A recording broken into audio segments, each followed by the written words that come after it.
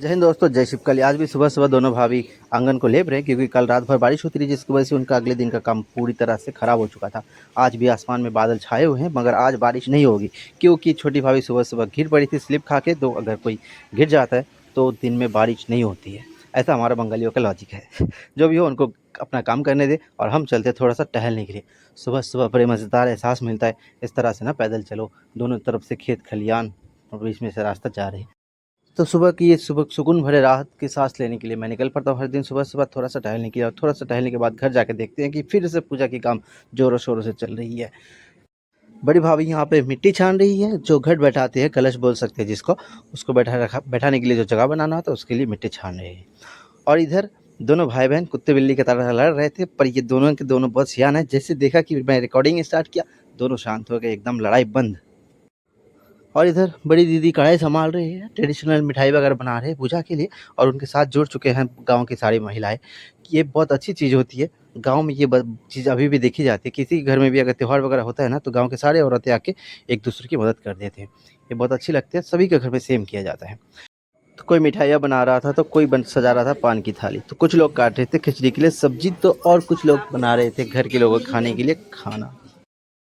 बहुत सारे लोग जब हाथ बढ़ाते हैं तो काम बहुत जल्दी हो जाता है। तो कुछ ही देर में मिठाइयाँ बन के तैयार हो चुकी थी और उधर सब्जियां भी काटना कंप्लीट हो चुका था। तो जलने लगी खिचड़ी बनाने के लिए चूल्हा। और इधर मेरा भैया है, जो कि प्रोफेशन से तो डॉक्टर है, पर इनको दूसरे की मजा लेने में बड़ा मजा आता है, तो इनकी हरकत कभी नहीं रुकती। इधर मंदिर का डेकोरेशन भी कंप्लीट हो चुका था। उधर मिठाई बनाने के बाद फल प्रसाद भी काट के हो चुकी थे तैयार।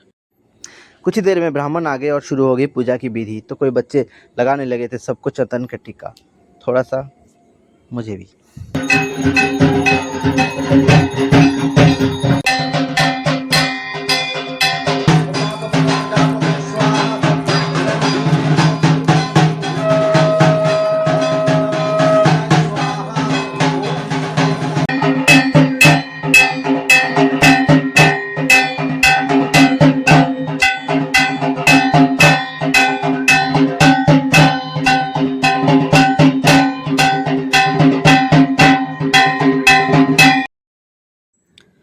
लगभग घंटे भर में पूजा कंप्लीट हो गया। फिर शुरू हुआ आरती।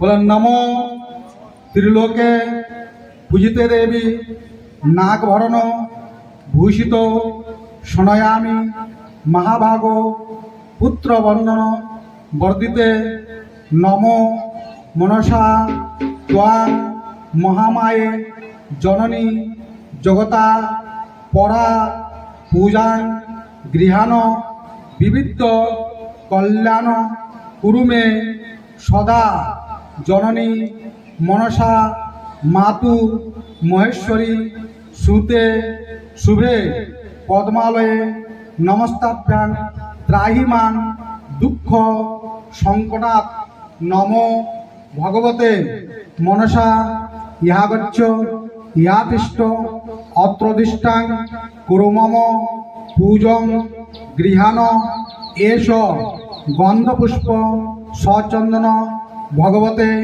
মনসা দ্রব্যয় নম। প্রণাম করো সবাই। আবার